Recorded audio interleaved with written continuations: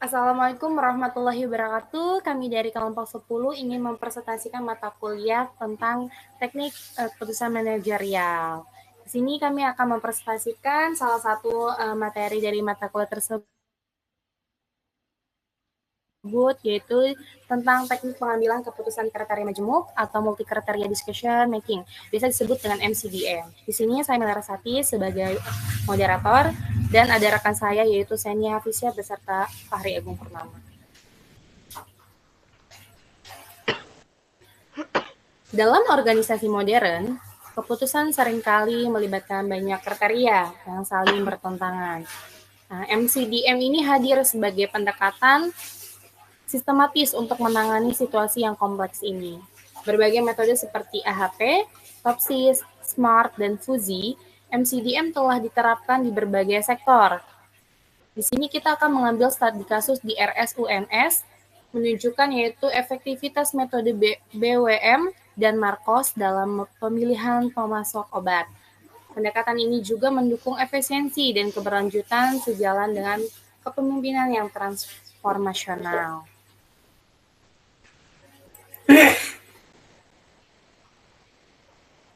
Di sini ada latar belakang yaitu tentang pengambilan keputusan dalam organisasi modern adalah proses krusial.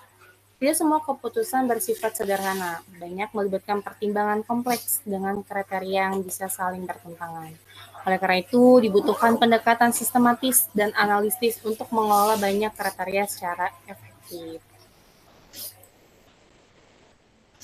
MCDM menjadi solusi atas tantangan tersebut.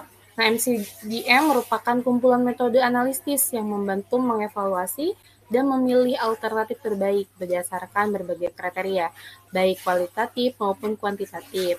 Teknik ini banyak diterapkan dalam berbagai sektor, mulai dari SDM, logistik, hingga agroindustri.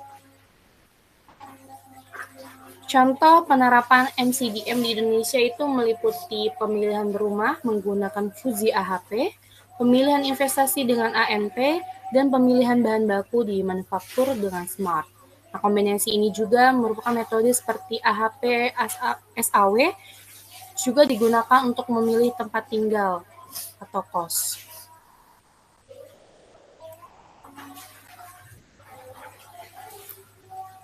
Nah, di sini apa sih yang menjadi tantangan implementasi MCDM?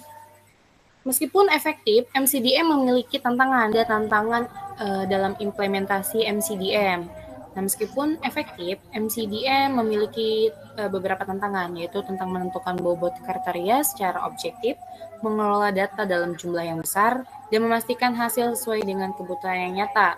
Ini menuntut pengembangan model yang lebih fleksibel dan adaptif. Nah, selanjutnya akan dibacakan oleh rekan saya yaitu Senia Hafisya tentang teori MCDM. Baik. Teori MCDM, dasar konsepnya. MCDM merupakan cabang dari teori keputusan yang dikembangkan untuk menangani masalah dengan banyak alternatif dan kriteria kompleks. Tujuannya adalah memilih alternatif terbaik dengan mempertimbangkan semua kriteria secara bersamaan. Keunggulannya. Keunggulan MCDM adalah kemampuannya menangani kompleksitas dan ketidakpastian. MCDM cocok digunakan di bisnis, teknik, pemerintahan, hingga isu sosial karena memberikan solusi rasional yang mempertimbangkan berbagai aspek. Prinsip dasar MCDM. Menurut Rangkuti 2011, MCDM bekerja dengan memberikan bobot pada kriteria lalu mengevaluasi alternatif dengan skema tertentu. Tujuannya untuk mengurutkan atau memilih alternatif berdasarkan gabungan informasi dari berbagai kriteria. Metode MCDM AHP. AHP membandingkan elemen secara berpasangan dan memberi bobot berdasarkan konsistensi logis. Telah digunakan dalam strategi pengendalian pencemaran dan pemilihan pemasok agroindustri. Metode MCDM TOPSIS.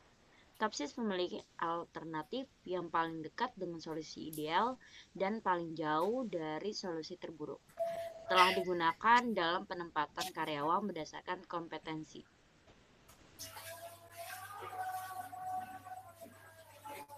Metode MCDM, SMART, dan SAW.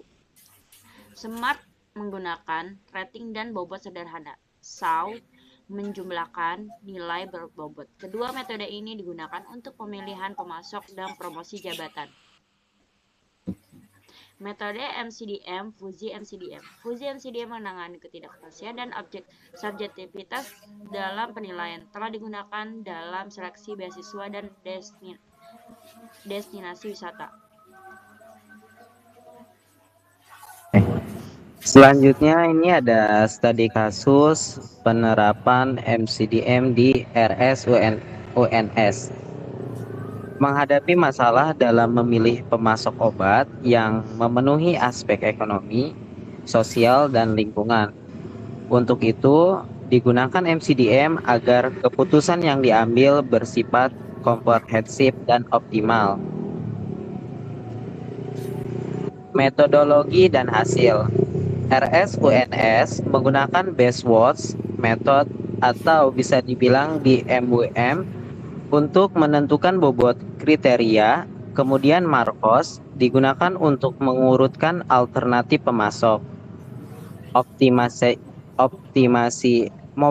Moplip diterapkan untuk mengatur alokasi obat. Pendekatan ini memungkinkan rumah sakit tidak hanya efisien dalam biaya, tetapi juga memperhatikan keberlanjutan. Ini mencerminkan praktik pengadaan modern yang holistik. Interpretasi studi kasus. Studi kasus di RSUNS menunjukkan bahwa MCDM bisa digunakan secara nyata dalam konteks kesehatan. Pendekatan ini memperkuat transparansi, objektivitas, dan akuntabilitas dalam pengambilan keputusan manajerial. Keterkaitan dengan kepemimpinan. Penerapan MCDM mencerminkan prinsip kepemimpinan transformasial, yakni visi jangka panjang, perhatian pada dampak sosial dan lingkungan, serta pengembangan sumber daya manusia. Pemimpin seperti ini menginspirasi perubahan yang positif. Dengan MCDM, pemimpin menunjukkan keterbukaan terhadap ide dan alternatif. Hal ini menciptakan budaya inovatif dan kolaboratif di organisasi, sesuai prinsip kepemimpinan transformasial dan partisipatif. Kolaborasi dan partisipasi. Pengambilan keputusan yang melibatkan banyak pihak menunjukkan gaya kepemimpinan partisipatif. Ini meningkatkan inklusivitas dan penerimaan keputusan, sekaligus mencapai tujuan keberlangsungan organisasi. Dan untuk kesimpulan, MCDM adalah pendekatan yang relevan untuk menghadapi keputusan yang kompleks. Studi kasus di RSUNS membuktikan bahwa metode BMW dan Marcos menghasilkan keputusan berorientasi dan keberlanjutan. Integrasi dengan kepemimpinan transformasial memperkuat efektivitas, kolaborasi, dan inovasi organisasi.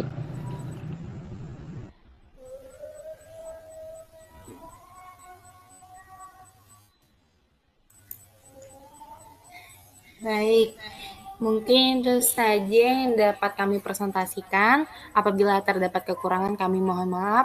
Selamat malam. Wassalamualaikum warahmatullahi wabarakatuh. Waalaikumsalam warahmatullahi wabarakatuh.